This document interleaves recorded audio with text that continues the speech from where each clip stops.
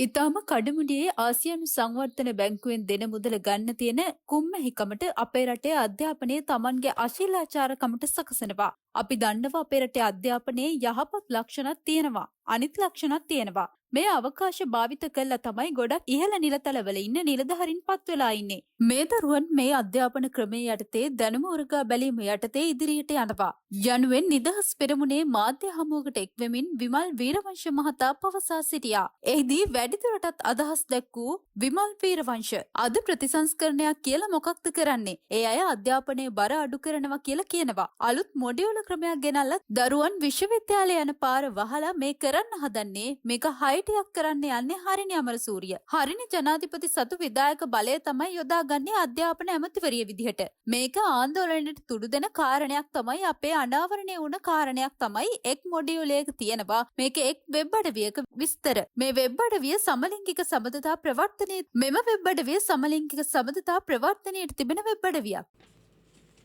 අපි මේ මාධ්‍ය සාකච්ඡාව ඊයේ රාත්‍රියේ කැඳවීමට තීරණය කළේ ආందోලනයට තුඩු දී තිබෙන ඉතාමත්ම වැදගත් ඒ වගේම මේ රටේ දරු පරපුරට පොදු ජනතාවට බලපාන අපේ සමාජයේ පැවැත්මට බලපාන තීරණාත්මක වැදගත්කමකින් යුක්ත කරුණක් පිළිබඳව ජාතික නිදහස් පෙරමුණ හැටියට අපේ ස්ථාවරය ඔබ මගින් මේ රටේ පොදු ජනතාව හමුවේ තැබීම සඳහා පළමුවම අපේ කෙටි දැනුම් දීම පිළි අරගෙන කඩිනමින් අපේ ඒ සඳහා සාධනීය ප්‍රතිචාර දක්වපු සීලුම මාධ්‍යවේදීන්ට මගේ කෘතවේදීත්වය පිරිනමනවා.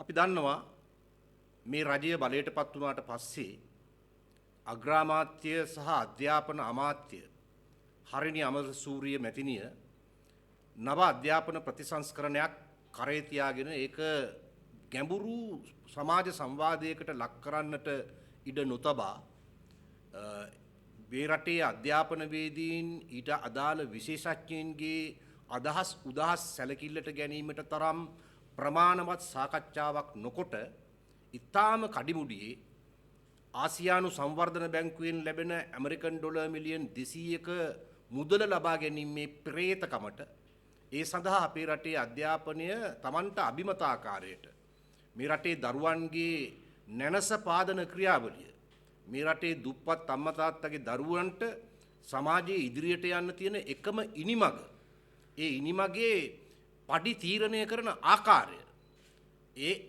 Tamanට අභිමත ආකාරයට ආසියානු සංවර්ධන බැංකුවේ ඩොලර් මිලියන් 200 දෙනකොට ලබා දෙන නිර්ණායක පරිදි ඒ වගේම Tamanගේ තියෙන අසංස්කෘතික අශීලාචාර චින්තන රටාවට ගැළපෙන ආකාරයට සකස් කිරීමේ ක්‍රියාදාමයක් මේ පසුගිය කෙටි කාලය තුල සිදුවෙමින් පැවතුණු බව අපි කවුරුත් දන්නවා. ඇතිවෙච්ච විශාල ආපදාවත් එක්ක මේ රටේ සමාජයේ බොහෝ දැනුවත් පිරිස් බලාපොරොත්තු වුණා මේක කඩිමුඩියේ මේ අධ්‍යාපන ප්‍රතිසංස්කරණය ගෙනීමෙන් වැළකී අපේ රටේ තත්ත්වය යථා තත්ත්වයට පත්වීමෙන් පසුව සැබෑ ලෙසම යථා තත්ත්වයට පත්වීමෙන් පසුව මේ ගැන ප්‍රමාණවත් සාකච්ඡාවක් සිදුකොට ඉන් අනතුරුව සාධනීය තත්ත්වයක් තිබෙනවා නම් මේ ක්‍රියාවට නැන්වීම සුදුසුයි කියලා. අපි දන්නවා අපේ රටේ අධ්‍යාපන ක්‍රමයේ ඉතා යහපත් ලක්ෂණක් තියෙනවා සමහර දුර්වලතාවක් තියෙනවා. අපි දන්නවා යහපත් ලක්ෂණය තමයි අපේ දරුවන්ට මේ තියෙන තරඟකාරී අධ්‍යාපන රටාව ඇතුලේ ඒ අභියෝගයේ ජය ගැනීමට හැකි වුණොත් ඇය දුප්පත් අම්මා තාත්තා කෙනෙකුගේ දරුවෙක් වුණත් ඇය හෝ ඔහු එහෙම නැත්නම් යමක්කමක් තියෙන අම්මා තාත්තා කෙනෙකුගේ දරුවෙක් වුණත් කිසිම ભેදයකින් තොරව ඒ දරුවන් විභාග ක්‍රමයකට මුහුණ දීලා විශ්වවිද්‍යාලය දක්වා යන්න එහෙම නැත්නම් එතනින් ඉදිරියටත් යන්න ඒ අවකාශය යම් යම් සුළු අඩුපාඩුකම් සහිතව නමුත් මේ රටේ ඉතුරු වෙලා තියෙනවා. ඒ අවකාශය පාවිච්චි කළා තමයි අද රාජ්‍ය සේවයේ ඉන්න බොහෝ දුප්පත් අම්මා තාත්තගේ දරුවෝ අමාත්‍යංශ ලේකම්ලා එහෙම නැත්නම් පරිපාලන සේවයේ උසස් නිලතල වලට ඇවිල්ලා තියෙන්නේ. අද රාජ්‍ය සේවයේ ඔවුන් යම්කිසි සැලකිය යුතු වැදගත් භූමිකාවක් ඉටු කරන්නේ. වෛද්‍යවරු වෙලා තියෙන්නේ ඔය ඊටාම පොහොසත් පවුල් වල දරු පරපුරක් නෙවෙයි වැඩි වශයෙන් ගත්තොත් පහළ මැද පන්තියේ සහ ඊටත් පහළ සමාජ ස්තරවල දරුවන් තමයි ওই වෛද්‍ය වෘත්තියේ බොහෝ දුරට ඇවිල්ලා ඉන්නේ. ඒ නිසා සමාජයේ ඕනම වෘත්තියක එක තමයි ඇත්ත తත්වේ. ඉංජිනේරු වෘත්තිය වෙන්න පුළුවන් වෙනත් වෘත්තීන් වෙන්න පුළුවන් මේ හැමතැනකම විශ්වවිද්‍යාලයට තේරෙන දරුවන්ගෙන් අතිශය බහුතරයක් මේ සාමාන්‍ය දුප්පත් අම්මා තාත්තගේ දරුවෝ පහළ මැද පන්තික අම්මා තාත්තගේ දරුවෝ එහෙම නැතුව ඉහළ පැලැන්තියේ දරුවෝ ගොඩක් වෙලාවට විශ්වවිද්‍යාලයේ නෙවෙයි තෝරගන්නේ. උන් තෝරගන්නේ වෙනත් මාර්ග, පෞද්ගලික ආයතන. ඉතින් ඒ නිසා මේ දරුවන් අඩුපාඩුකම් තිබෙනවා වුණත් මේ අධ්‍යාපන ක්‍රමයේ ඇතුලේ යම් කිසි ශක්්‍යතාවයක් තමන් දැනුමක් අත්පත් කරගෙන ඒ දැනුම උරගා බැලනවා විභාග ක්‍රමයක් ඇතුලේ. ඒ උරගා බැලීමට යටත්ව ඒ දරුවෝ සමාජ ආර්ථික තත්වය කෙසේ වෙතත් ඒ දැනුම උරගා බලන ක්‍රියාවලියේ ප්‍රශස්ත හැකියාවන් විදහා පෙන්වීමේ ශක්තිය සහිත දරුවන් ටික ඉදිරියට එනවා. ඒක සාමාන්‍යයෙන් ඕනම රටක ඕනම අධ්‍යාපන ක්‍රමයක යම්කිසි තරඟකාරීත්වයක් නැමැතිවන්නේ නැහැ. ඇත්තටම විය යුතුව තියෙන්නේ මේ තරඟකාරීත්වයෙන් දිනන, ඒ කියන්නේ අපොස උසස් පෙළ සමත් වෙන හැමෝටම උසස් අධ්‍යාපනය ලබන්න පුළුවන් තත්ත්වය ඇති කිරීම තමයි පළමු කොටම වැදගත් වෙන්නේ. අපි දන්නවා අපොස උසස් පෙළ සමත් වෙන බොහෝ දරුවන්ට විශ්වවිද්‍යාල අයිතිය ලැබෙන්නේ නැහැ. ඒ නොලැබෙන නිසා වුන් කලකිරෙනවා. එතකොට මුලින්ම පටන් ගන්න ඕනේ මේ අපොස උසස් පෙළ සමත් වෙන විවිධ විෂය ධාරාවන්ගෙන් සමත් වෙන දරුවන්ට සියලු දෙනාට ඒ විශ්වවිද්‍යාල මග පාදා දෙන එක. ඒක තමයි අධ්‍යාපනයේ විය යුතු පළවෙනි පෙරළිය. ඒක නොකොට ඒ සඳහා කිසිම ප්‍රශස්ත පියවරක් හෝ වැදගත් පියවරක් නොගෙන අද ප්‍රතිසංස්කරණයක් කියලා මොකද්ද මේ කරගෙන යන්නේ? ඒ අය එක පැත්තකින් අධ්‍යාපනයේ බර අඩු කරනවා කියලා කියනවා. බර අඩු කරනවා කියලා කියන්නේ පොත් බෑග් එකේ මේ පොත් නැති කරන එක නෙවෙයි. බර කියන්නේ මේ දෙවුරට දැනෙන බර නෙවෙයි. ඔළුවට දැනෙන බර සහ මේ සංස්කෘතික වශයෙන් මේ දරුවා පොහොසත් දරුවෙක් බවට පත් කිරීම සඳහා වූ බලපාන බරක් තියෙනවා නම් ඒ බර තමයි අඩු කරන්න ඕනේ. නමුත් අද මේ අලුත් මොඩියුල ක්‍රමයක් ගෙනල්ලා විභාග ක්‍රමයේ ඉතියාම ද්විතීයික තත්වයකට පත් කරලා ඒ මොඩියුල ක්‍රමයේ ඇතුලේ දරුවන් කිසියම් නිශ්චිත අරමුණක් වෙනුවෙන් කැප වෙන දරුවන් බවට පත්වීමට තියෙන ඉඩකඩ වහලා නවීන වෙනත් බටහිර යුරෝපා රටවල් පවා ප්‍රතික්ෂේප කර තිබෙන සමහර ආකෘති අපේ දරුවන්ගේ මනසට පටවලා මේ කරන්න හදන්නේ මේක පින්ලන්තයක් කරන්න නෙවෙයි අධ්‍යාපනික වශයෙන් මේක සමාජීය සහ දේශපාලන අර්ථයෙන් සංස්කෘතික අර්ථයෙන් හයිටියක් බවට පත් කිරීමේ ප්‍රතිසංස්කරණයක් තමයි මේ හරිනි අමරසූරිය අධ්‍යාපන ඇමතිවරිය අනුර දිසානායක ජනාධිපතිවරයා විසින් තම විධායක බලතල ප්‍රකාරව අධ්‍යාපන අමාත්‍ය ධූරය පිරිනමන ලද. ඔහු ඒ තනතුර දෙන්නේ ඔහුට විශ්වාසවන්ත හින්දා. ඔහු දරන ප්‍රතිපත්ති අනුව වැඩ කළයි කියන විශ්වාසය නිසා. ඒ නිසා මේ දෙකක් හැටියට සලකන්න අපි සූදානම් නැහැ. එතකොට හරිනි අමරසූරිය ජනාධිපතිවරයා සතු විධායක බලය තමයි පාවිච්චි කරන්නේ අධ්‍යාපන ඇමතිවරිය හැටියට. ඒ අධ්‍යාපන ඇමතිවරිය හැටියට මේ ගෙනේන අසංස්කෘතික නිරාගමික මේ රටේ පැවැත්මට උචිත නොවන අපේ සමාජීය පැවැත්ම බරපතල ලෙස අවදානමකට ලක් කරන මේ අධ්‍යාපන ප්‍රතිසංස්කරණය අද මරවුගුලක් බවට පත් වෙලා තිබෙනවා ජාතියේ දූ දරුවන් ඉදිරිපිට නිර්මාණය වෙන. මේකේ ඊටාම බලවත් කරුණක් ආందోලනයට තුඩු දෙන කරුණක් ඊයේ ගරු ස්වාමින් වහන්සේ නමක් අධ්‍යාපන වෘත්තීය ව්‍යාපාරයේ යෙදෙන උන්වහන්සේ ඒ අනාවරණය කළා ඔවුන් ඉදිරිපත් කළ තියෙන මොඩියුල වල ඉංග්‍රීසි විෂයට අදාළව තියෙන එක මොඩියුල එක දෙවෙනි මොඩියුලේ 6 වෙනි වසර දරුවන්ට ඒ දීලා තියෙන මොඩියුල එක තියෙනවා දරුවන්ට මිත්‍ර සම්බන්ධතා යාළු මිත්‍රකම් ඇති කර ගැනීම සඳහා යොදාගත යුතු ආකාරයන් පිළිබඳව හඳුන්වලා දෙද්දී යම් වෙබ් අඩවියක සම්බන්ධතාවයක් දීලා තියෙනවා.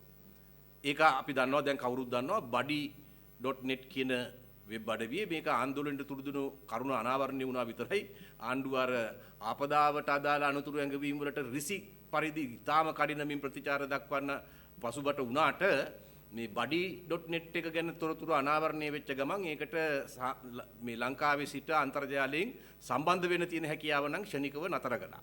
ඒකට මේ ප්‍රඥාව පහළ වෙලා තියෙනවා අර ආපදා අනුතුරු ඇඟවීම් වලට දිට්වාට අදාළව මේ ප්‍රඥාව පහළ නොවුනට කෙසේ වෙතත් දැන් මේ buddy.net එක කියන්නේ මොකද්ද? මේක සමලිංගික සම්බන්ධතා සඳහා දරුවන්ට අදාළ සම්බන්ධතා ගොඩනගලා දෙන වෙබ් අඩවියක්. ඒකෙන් ප්‍රවර්ධනය කරන්නේ සමලිංගික සබඳතා. දැන් මේ හරිනිගේ බඩියා එයාගේ පෞද්ගලික කාර්ය මණ්ඩලේ තියාගෙන රජයෙන් පඩි ගෙවන එකට අපි මුකුත් කියන්නේ නැහැ. එයාගේ බඩියා එයා කොතන තියාගත්තත් අපිට කමක් නැහැ. මේ අපේ දරුවන්ට බඩියෝ හොයලා දෙන්න එපා සමලිංගික බඩියෝ. ඔයා ඕන බඩිය තියාගන්න. අපි ඒවට මුකුත් කියන්නේ නැහැ. නමුත් මේ අපේ දරුවන්ට සමලිංගික බඩියෝ හොයලා දෙන්න ඔයාට මොකද තියෙන රුදාව? දැන් මේක අනාවරණය වුණාට පස්සේ අධ්‍යාපන අමාත්‍යාංශයේ තොත්ත බබා පාට් එක දාලා කියනවා මේක මේ කවුරු හරි කරලා මගේ අමුඩේ වෙන කවුරු හරි කැත කරලා කියලා. උන්දලගේ අමුඩ කැත කරන්නේ වෙන කට්ටිය. යකෝ මේක පුදුම අධ්‍යාපන අමාත්‍යාංශයක් නේ. අපේ දරුවන්ට මේ මොඩියුලර් කියලා හඳුන්වලා දෙනවා. ඒකේ තියෙනවා සමලිංගික වෙබ් අඩවි පරිශීලනය කරන්න ප්‍රවර්ධනය කරන්න. දැන් කියනවා මේ ඒක හොයනවලු CID එකට කියනවලු. CID එකට නෙමෙයි කණ්ඩාඩියක් ගාවට ගිහිල්ලා මේ හරිනිට කියන්න පැමිණිල්ල දාන්න කියලා. මේ තින්නේ ඒගොල්ලෝගේ මැතිවරණ ප්‍රකාශනේ. මේක මේ හම්බයක් නෙමෙයි. පෞගිය මැතිවරණයට ජනාධිපතිවරණයට දාපු පොහොසත් රටක් ලස්සන ජීවිතයක් කියන මැතිවරණ ප්‍රකාශනය. මෙන්න මේකේ තියෙනවා. ඔය කතන්දරේ මේකේ තියෙනවා. මේක හැබැයි මේ ගෙවල් වලට බෙදුවේ නැහැ. අර කොළ දෙකක් තමයි ගෙවල් වලට බෙදුවේ. බෙදපු කොළ දෙකේ ඕක නැහැ. මේ පොතේ තියෙනවා. මේ පොත බැලුවේ බොහොම සුළු පිරිසයි. ඒ නිසා මේකට ජනවරමක් තියෙනවා කියලා අර්ථකථනය කරන්න බෑ. මොකද මේ පොත හැම ගේකටම දුන්නේ නැහැ.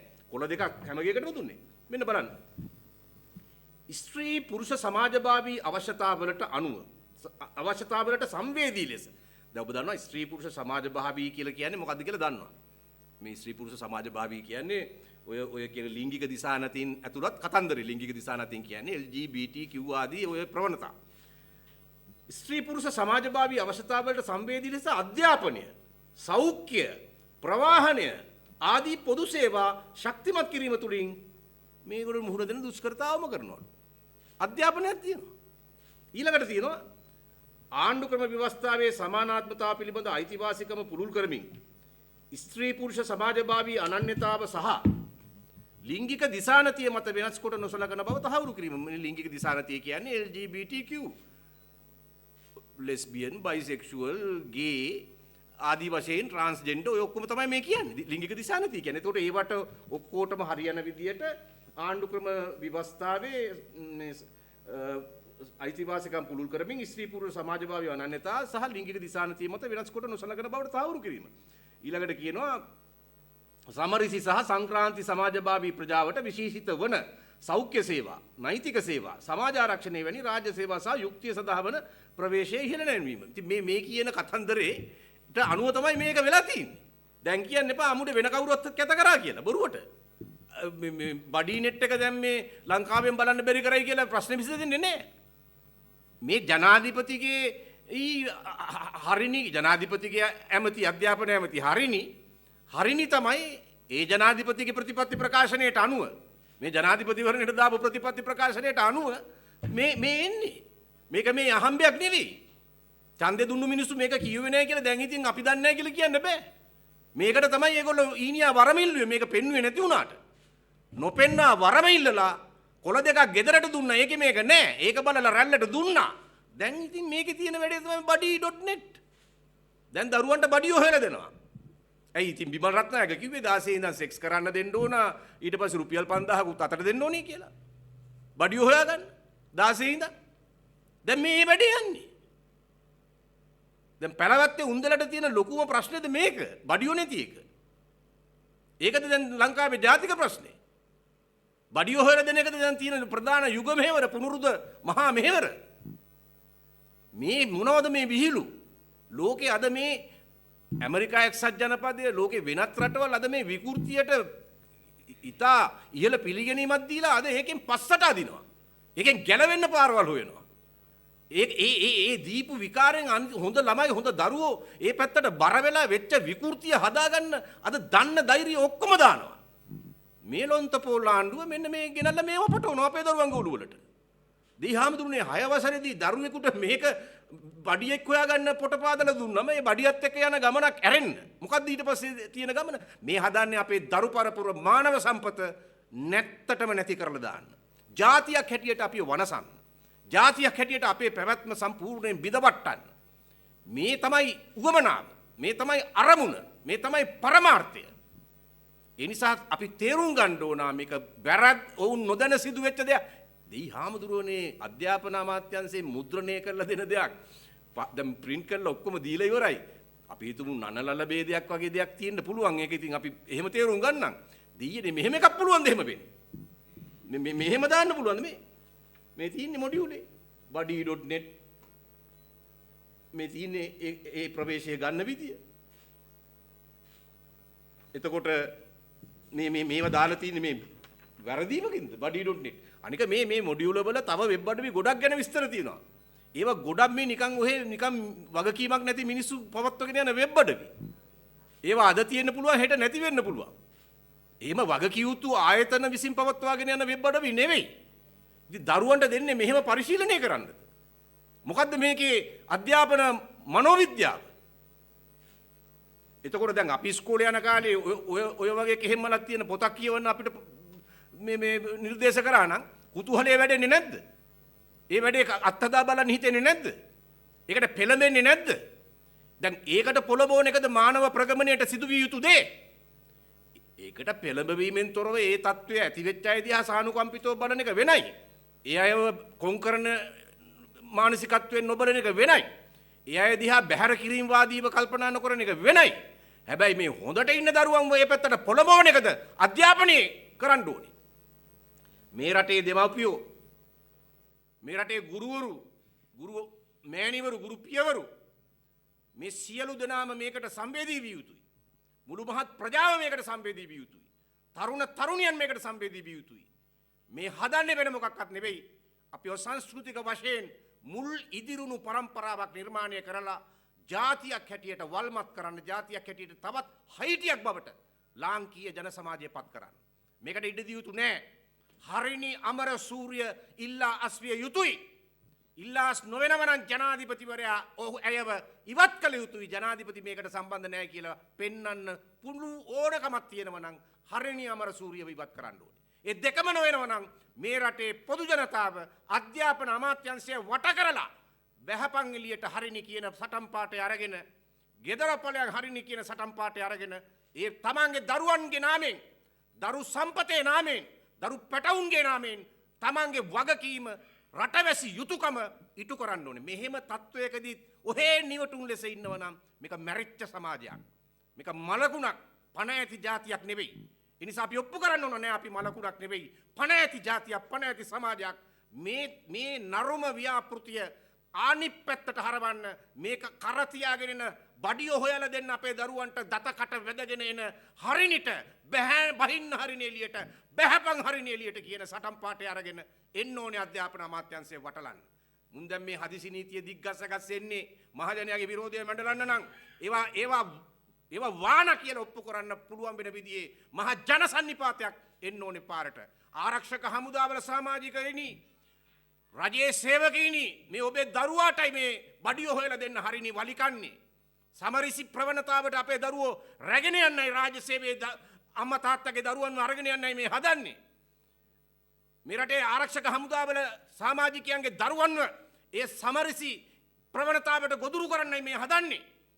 ප්‍රතිසංස්කරණ කියලා කරේ තියාගෙන ඉන්නේ ඒක. ආගම කියන විෂය නැති කරලා, බුදුදහම උගන්වන එක නතර කරලා, ඉතිහාසය පිළිකන්නට දාලා මේ එන්නේ නරුම සමාජයක් නිර්මාණය කරන්න. ඒකට ඉඩ දෙන්න එපා. මහානායක ස්වාමීන්ද්‍රයාණන් වහන්සේලා ප්‍රධාන සියලු ආගමික නායකතුමන්ලගෙන් අපි ඉල්ලා සිටිනවා මේ තත්ත්වය පරාජයට පත් කිරීම සඳහා පුරෝගාමිත්වය මේ සමාජයට දෙන්න. නායකත්වය මේ සමාජයට දෙන්න. මේක දේශපාලන පක්ෂ ભેදයක් තියෙන වැඩක් නෙවෙයි. මෙතන පක්ෂ කතාවක් නෑ. අපේ සමාජයේ පැවතුනොත් විතරයි දේශපාලනයකට, යහපත් දේශපාලනයකට මේක ඉඩ තියෙන්නේ. ඒ නිසා අපි ඉල්ලා හිටිනවා පක්ෂ ભેද වලින් තොරව සියලුම ජනයා මේ සටන, මේ හරිනි අමරසූරිය එළියට දැමීමේ සටන, මේ ඊනියා ප්‍රතිසංස්කරණය වහාම නතර කරවීමේ සටන බලවත් ලෙස 2026 ජයග්‍රහණය කරන සටන බවට පෙරලන්න අපි සියලු දෙනාම පෙරමුණ ගනිමු, ඒකරාශී වෙමු, ක්‍රියාත්මක වෙමු. ඒ සඳහා කොන්දක් තියෙන, හෘද සාක්ෂියක් තියෙන, නිවට නොවන සියලු දෑහිතකාමී මේ රටේ දූදරු පරපුරට ආදරය කරන සෑම සහකම්පන හදවතක් තියෙන මිනිස්සුකගෙන්ම, කාන්තාවක්ගෙන්ම, පිරිමියෙක්ගෙන්ම, තරුණ දරුදවන්ගෙන්ම අපි ඉල්ලා හිටිනවා එන්න පෙරමුණ ගන්න.